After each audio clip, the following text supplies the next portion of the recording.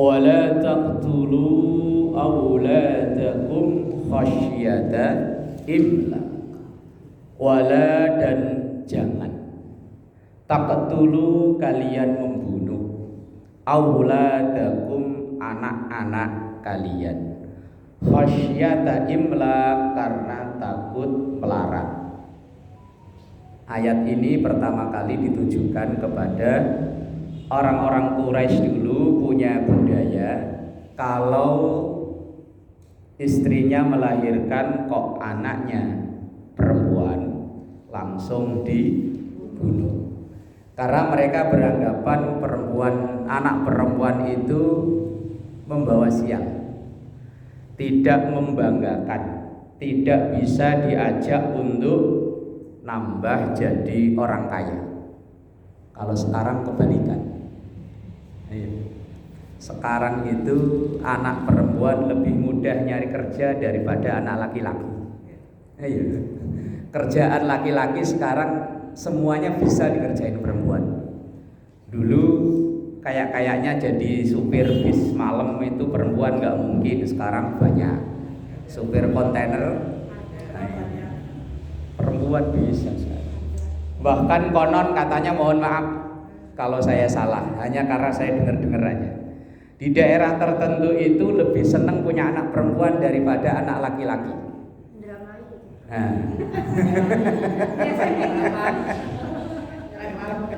Nah, ini saya hanya dengar-dengar loh, belum pernah.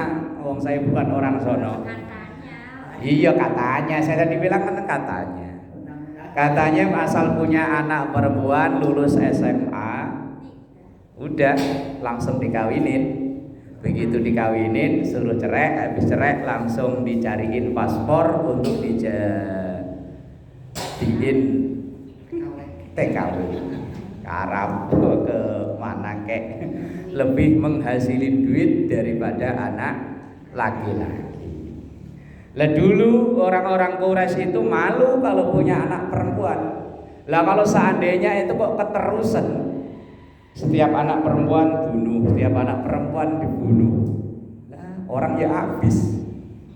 Lah iya kan orang hidup harus ada pasangannya. Kalau cuma laki doang, ya udah begitu mati udah tua selesai.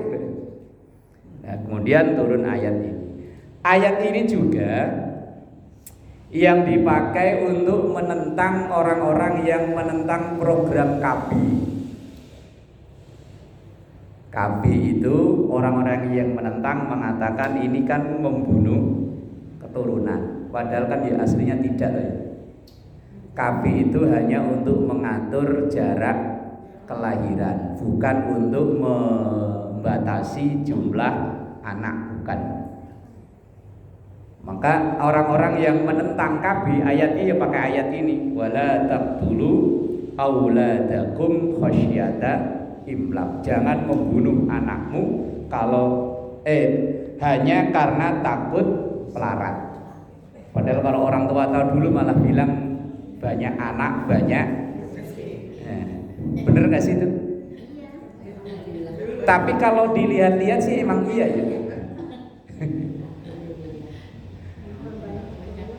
Orang dulu yang kerja cuma suaminya, cuma yang laki-laki. Kadang anaknya minimal 6 lah ya. 12. Lah ya minimal paling dikit 6. Sekarang punya anak 6 itu kebanyakan. Orang dulu punya anak 6 itu kayaknya dikit ya. Kok yo makan semua, yo sekolah semua. Lah sekarang punya anak 2 aja, bapak emaknya kerja semuanya pontang-panting gak karuan. Ibu-ibu yang hadir di sini nih, rata-rata punya anaknya lebih dari 2 tuh ya. Loh, anaknya 12. 7. Lah iya kan? Jadi saya bilang bener kan, berarti paling dikit 6 kan, paling dikit loh. Tapi yo makan semua, yo sekolah semua. Lah iya, padahal dulu yang kerja kadang kan cuma suaminya. Kalau dilihat secara kasat mata kerjanya cuma itu aja, ya cukup ya. Karena orang dulu nggak mikir beli token. Nggak mikir beli kuota, nggak mikir beli pulsa. Dulu nggak ada takoyaki, nggak ada. Iya, dulu nggak ada apa. Yang penting asal makan nasi ada lauknya udah wis cukup. Sekarang kalau cuma nasi sama lauk nggak puas.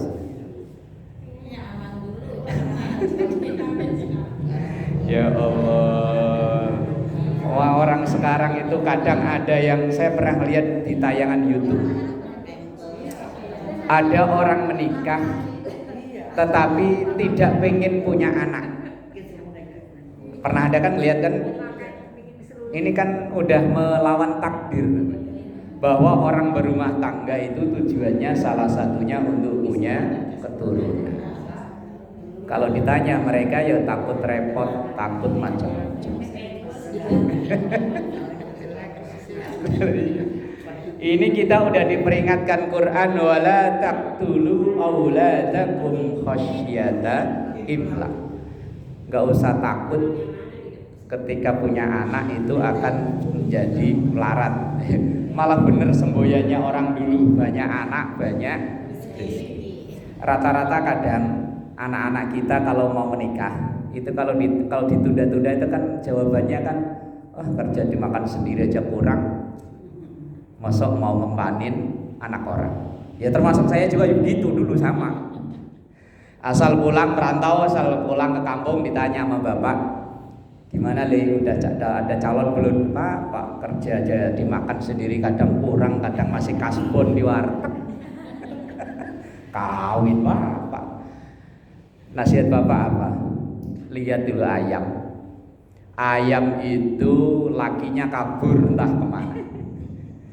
Miara anak 9, 10, 11. Nggak sekolah, modalnya cuman ceker sama patok. Asal pagi-pagi subuh keluar rumah anaknya dibawa, yo makan semua.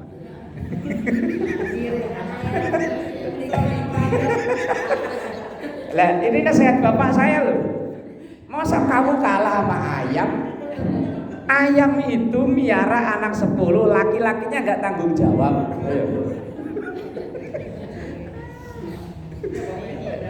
Lakinya nggak tanggung jawab, anaknya 10 dibawa semua loh.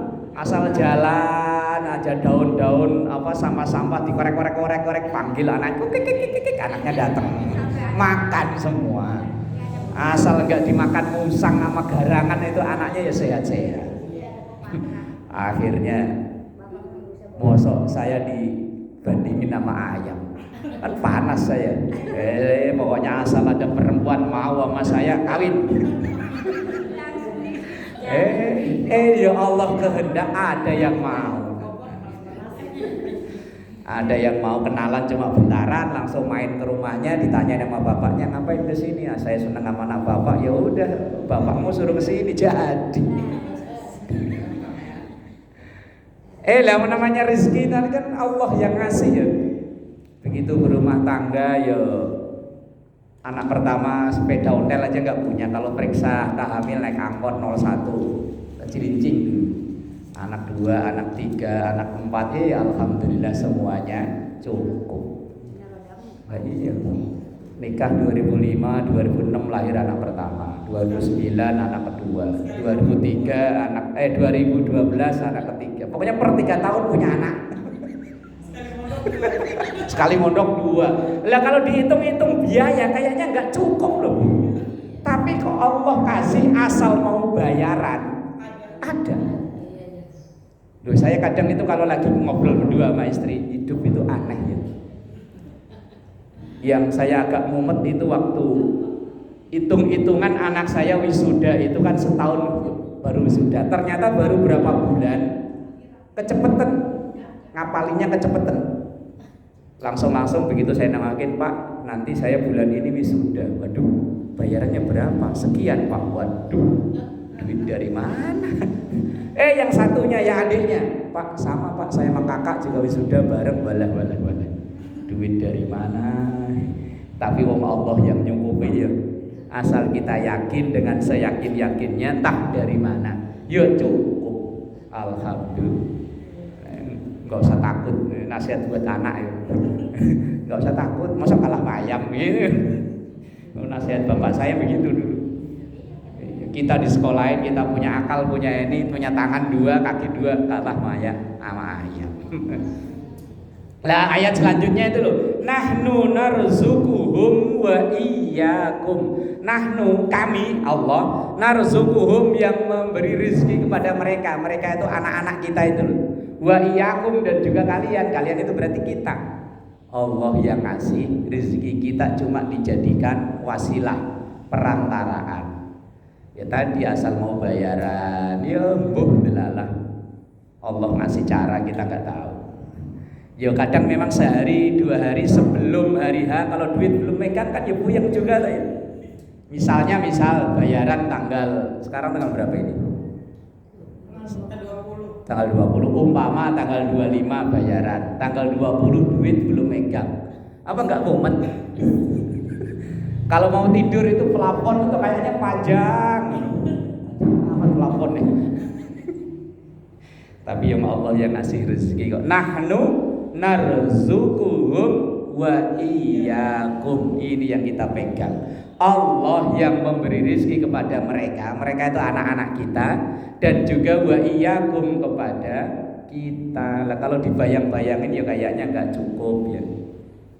Ya kalau dihitung secara matematika kan penghasilan sekian, pengeluaran sekian. Apalagi sekarang itu tadi yo beli apa? Beli token, beli kuota, makanan yang apa? Kebab apa lah yang dulu nggak ada sekarang ada, kadang ya pengen. Sebelah. Ya Allah. Tapi memang Allah yang nyukupi. Saya pernah itu terinspirasi dari tulisan di bak truk. Truk lagi jalan, saya naik motor di belakangnya. Itu ada tulisannya begini. Kenapa takut miskin? Wong kita hamba Allah yang maha kaya. Ini yang nulis si supir truknya apa bosnya ya? Tulisannya bagus, maksudnya memotivasi kenapa kita harus takut miskin dengan membiayai anak. Kadang kan kita, anak sekolah di sono biayanya mahal, enggak? Udah yang nyari yang gratisan aja akhirnya.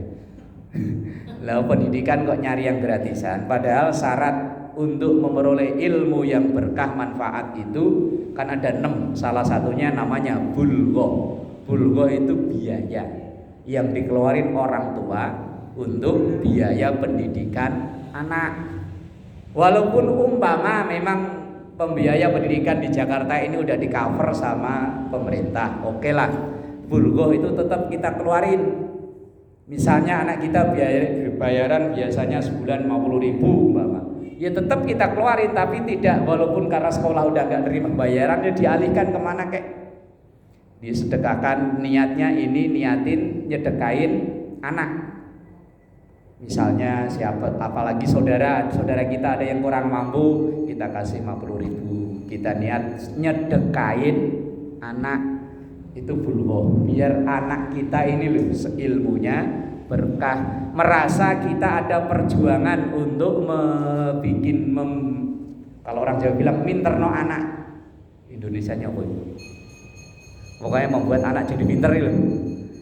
Kita ada merasa perjuangan. Lah kalau gratisan nih rasanya kayak nggak ada perjuangannya.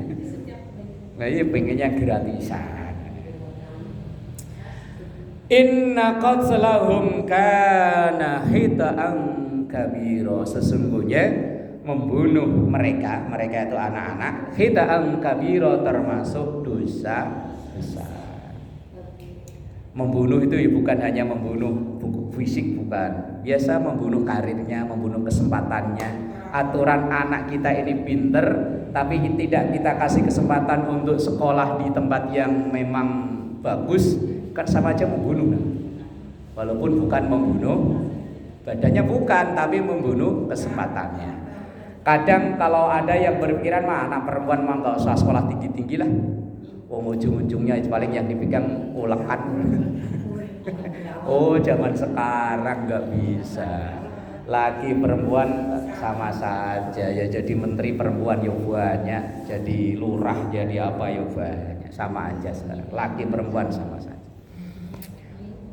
Ayat yang selanjutnya wala taqrabuz zina innahu kana fahishatan wa sa'a sabila. Wala dan jangan taqrabu deket-deket az-zina deket-deket aja nggak boleh, apalagi ini kadang kalau orang yang nakal yang nggak boleh kan deket-deket kalau jalani. Sama kayak ayat yang sebelumnya itu loh. Yang apa itu? Fala taqul lahuma uffi wa la tanharhuma wa qul lahuma qawlan karima. Ayat yang sebelumnya. Yang dilarang kan ngomong kalau nonjok kan nggak apa-apa. Ini sama orang tua, maksudnya sama orang tua bilang aja nggak boleh, apalagi sampai main fisik. Kalau ayat ini deket-deket aja nggak boleh, apalagi sampai zina. Karena dosa yang satu ini siksanya cash, nggak nunggu nanti di akhirat. Ada dalam hadis Rasulullah Sallallahu Alaihi Wasallam, isnani yu'ajjilallahu bihima fid dunya. Ada dua dosa yang siksanya itu disegerakan. Artinya nggak nunggu nanti di akhirat, dunia langsung cash. Makanya mohon maaf, sampai sekarang penyakit yang belum bisa ditemukan obatnya, ya berawal dari zina. AIDS itu kan belum ketemukan obatnya. Lah kalau dulu apa namanya? Dulu begitu itu ditemukan nongol AIDS. Ini yang dari sisi kesehatan. Kemudian dari sisi lain, umpama mohon maaf, semoga nggak terjadi di keluarga kita. Misalnya ada anak berpacaran, kemudian kebablasan, hamil. Walaupun dinikahkan ya. Lah kok kemudian yang lahir itu anak perempuan. Misalnya yang tadi pacaran itu kelahirin anak perempuan. Kalau jarak pernikahan dan kelahiran itu kurang dari 6 bulan, maka bapaknya itu tadi gak bisa jadi wali. Umpama ketahuan hamil, langsung dinikahkan. Umpama nikahnya tanggal 1 Januari umpama. Lah kemudian kalau lahirnya, jarak lahir dari nikah itu lebih dari 6 bulan. Dari Januari, Februari, Maret, April, Mei, Juli kok baru lahir, maka bapaknya bisa jadi wali. Kan baru 7 bulan kan? Lah kalau misalnya Januari akad nikah, Februari, Maret, lah kok lahiran? Gak bisa.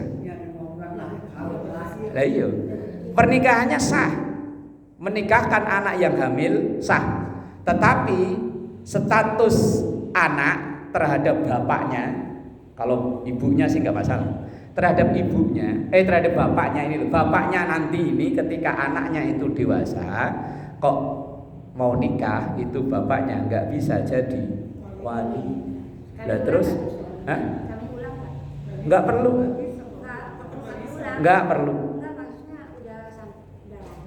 Nah, iya nggak perlu dinikah ulang, sebetulnya nggak perlu karena pernikahannya udah sah. Nah sah, yang repot itu anaknya. Lah kalau seterusnya udah nikahnya udah sah kok. Nikahnya udah sah. Wanita hamil dinikahkan itu sah hukumnya. Pernikahannya sah. Cuma yang repot ini anaknya. Kalau anaknya laki-laki selesai. Kalau urusan dosa mah ya tetap jalan. Kalau anak perempuan itu nanti bapaknya nggak bisa jadi wali. Kalau bapaknya jadi wali, maka pernikahan anaknya nggak sah. Wali hakim. Kalau pernikahan anak nggak sah, otomatis zina lagi. Kalau punya anak perempuan nanti gitu lagi zina lagi. Lah kan dosa beruntun, berawal dari perbuatan bapak sama mamanya itu tadi. Kalau lahir anak perempuan, kalau lahir laki-laki selesai.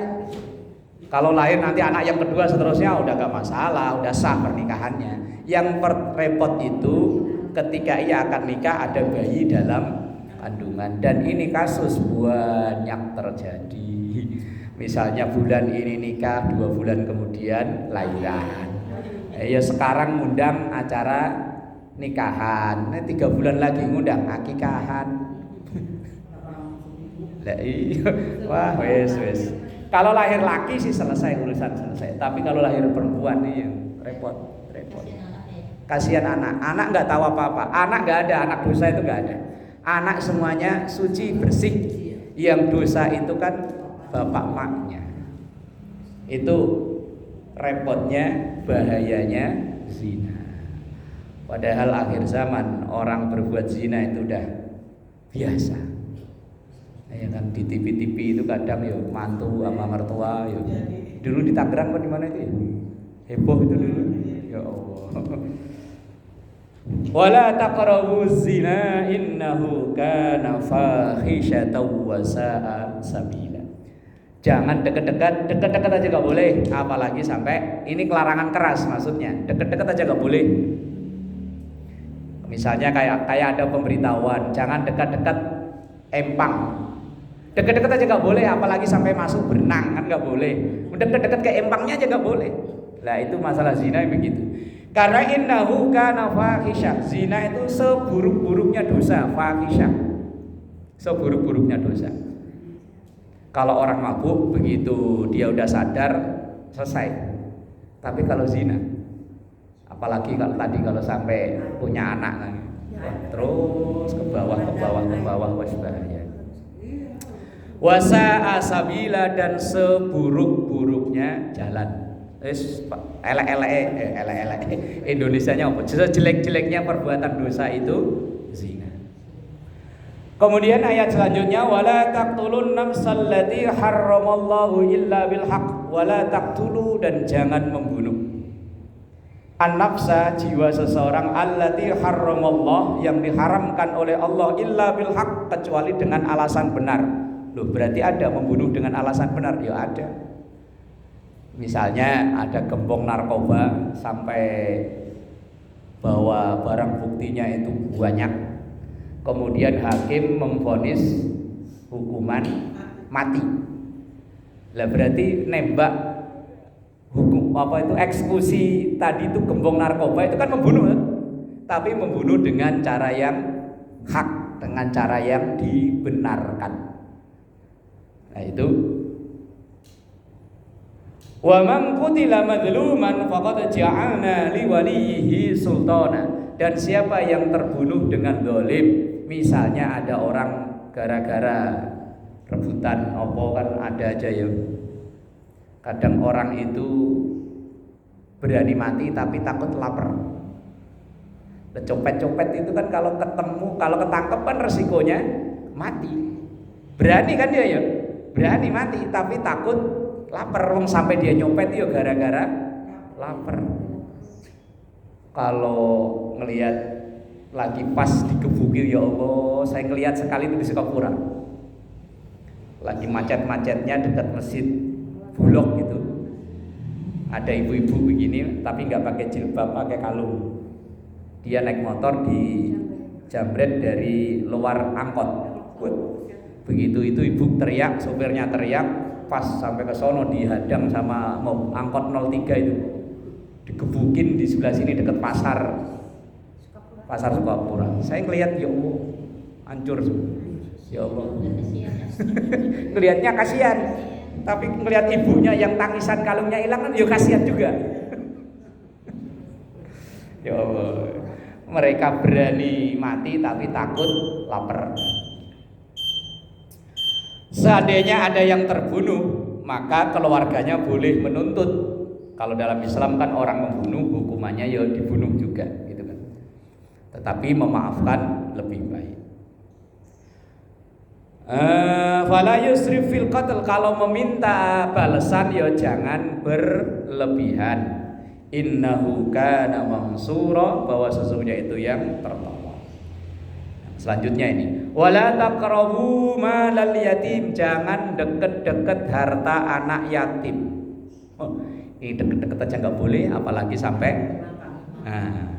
Lah terus umpama,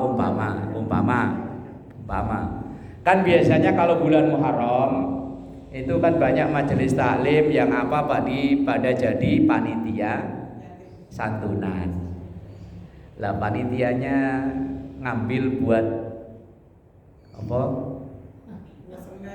Buat snack, buat yang ceramah. Kadang malah yang ceramahnya lebih gede daripada yang dibagi anak yatim. Begini loh, dipilah-pilah. Duit yang masuk itu dipilah-pilah. Misalnya kita kan kadang ada di masjid itu yang ngasih kotak anak yatim, kotak pembangunan, kotak macam. Lah anak yang memang untuk anak yatim ya pure untuk anak yatim. Nanti yang seneng panitia yang itu ya cari dana lain. Lah iya, cari dana lain. Yang misalnya ini untuk anak yatim ya wis lah ini anak yatim. Ini kadang nyantuni anak yatimnya dikerjain dulu, dijemur berjam-jam. Lah disiksa dulu.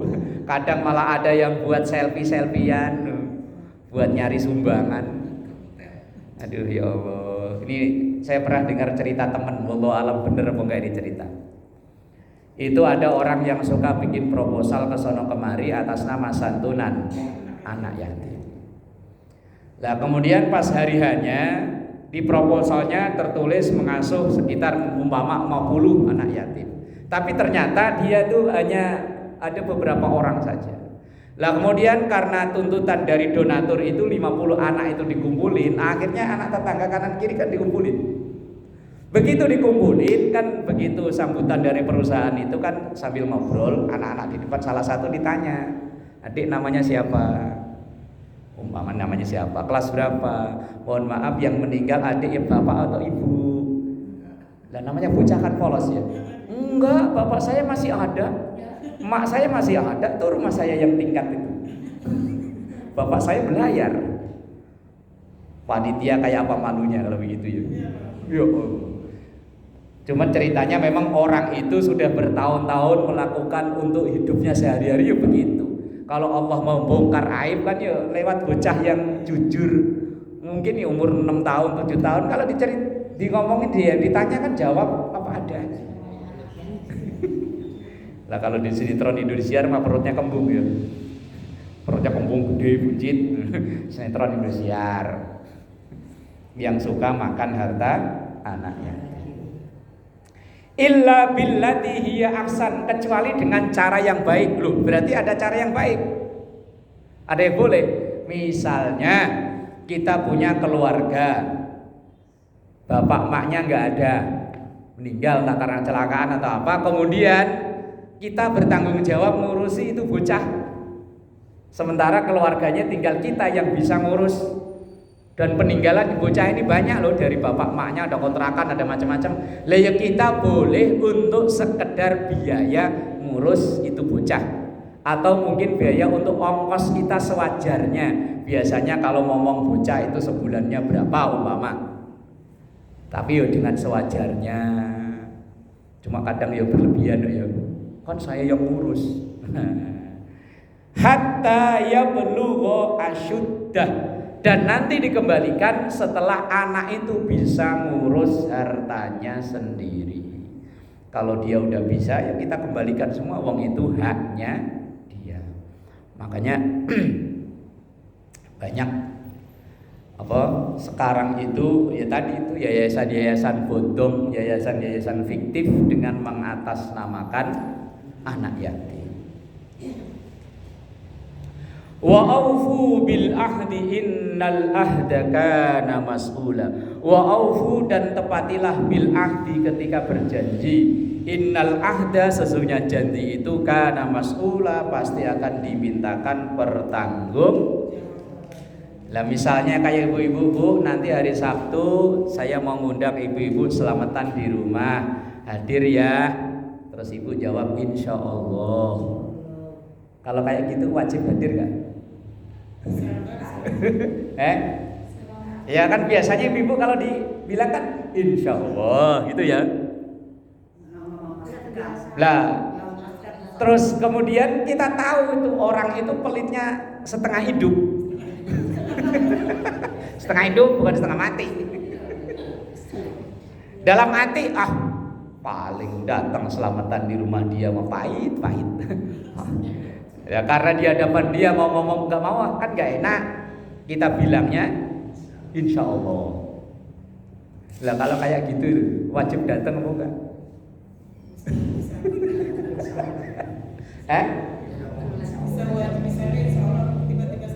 Lah iya kita bilang insya Allah. Cuman kan dalam hati kita itu insya Allah nggak datang masalahnya. Karena udah tahu yang ngundang orangnya tadi pelitnya setengah hidup gitu. Mau ngomong enggak enak. Ngomong iya, wong ya bertentangan dengan hati. Akhirnya ngomongnya insya Allah. Lah kalau kayak gitu loh, insya Allah kita nanti ditagih apa enggak? Ya Allah. Janji. Ini sekarang ini lagi musim orang pada pasang janji ya. Jujur, amanah, terbuka. Apalagi tegas.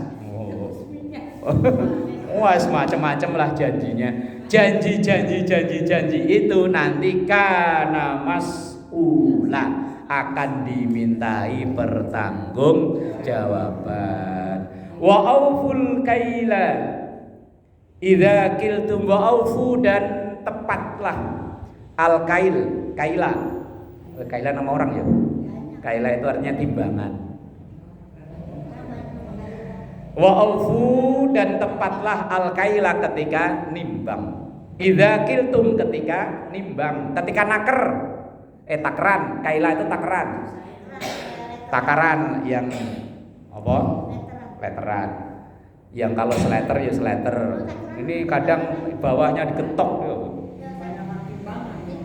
Lah nanti yang belakangnya itu baru wazinu, timbanglah bil qistasil mustaqim, dengan timbangan yang pas. Kalau naker ya yang pas, kalau nimbang ya yang pas. Ini kadang banyak orang yang ini saya pernah beli itu kijing dulu. Bukan, itu embernya diganjel pakai styrofoam. Kijing yang dicilincing dulu. Itu saya tahunya kebetulan ada salah satu pengurus masjid yang dia punya usaha begitu.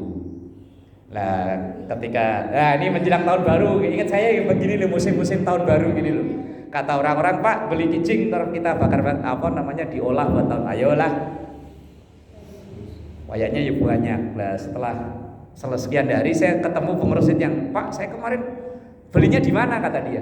Di situ yang sebelah itu. Wah kata dia. Emang kenapa? Kemarin lihat gak embernya ada apanya? Ya enggak lah. Itu bawahnya diganjel pakai styrofoam yang kardus TV itu. Ini ember, terus diblekin itu kan jadinya segini kan jedanya. Kayaknya penuh kayaknya. Begitu nyampe rumah diemberin lagi.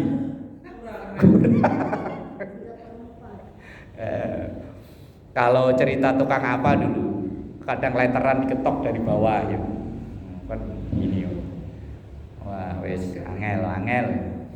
Wazinu bil qistasil mustaqim, kalau nimbang ya timbangan yang bener. Ini saya ngalami beli duku di Pulau Gadung waktu baru nikah, kan kerja di Pulau Gadung, pulang, wah habis bayaran, habis gajian beli duku, separuh dianterin ke mertua, separuh dimakan sendiri. Kebetulan mertua itu punya timbangan yang cuma pakai angka itu. Duku itu saya taruh di timbangan itu, asalnya gak sengaja nimbang, saya taruh, kan angkanya kelihatan, padahal saya beli 2 kilo, kok cuma 1,6, sekilo 6 on. Padahal saya lihat itu timbangan di sono, ya mantep. Kata dia, loh mas nih saya tambahin. Oh iya ya, kita ya percaya. Wes. Dzalika khairu wa ahsanu ta'wila. Orang yang jujur dalam takaran, orang yang jujur dalam timbangan, itu yang khairun, terbaik, baik, wa ahsanu, dan terbaik, ta'wila, di kelanjutannya. Artinya orang kalau jujur dalam dagang, insya Allah dagangannya lancar. Lah kalau kayak saya tadi misalnya beli duku ketipu, kan ogah beli lagi, kapok. beli kijing, kan kita tandain ini depotnya sebelah sini nih yang embernya diganjel, kan kapok. Lah orang yang jujur kata Quran, dzalika khairu wa ahsanu ta'wila. Kalau dalam hal ini kadang kita harus ngaku ya, kalah dengan orang Cina. Orang Cina itu kalau dagang, memang dagangannya itu ada cacatnya, dia kan ngomong ya, Pak ini ada cacat di sini loh, masih tahu. Kalau kita umpetin ya cacatnya. Padahal kita di Qurannya udah ngeliat dia nggak punya Quran. Mungkin dia punya kalau mushafnya, cuman kan nggak tahu. Tapi kita, iya kalau dalam masalah ini ya, kita kadang harus jujur, kalah sama mereka. Mereka punya dagangan, kalau ada cacat dia kan terus terang. Ini cacatnya di sini. Ini cacatnya di sini. Nanti kalau memang ini ya tukerlah. Nah, kalau kita kan kita umpet-umpetin. Betul-betul. Wallahu a'lam bishawab. Al-Fatihah.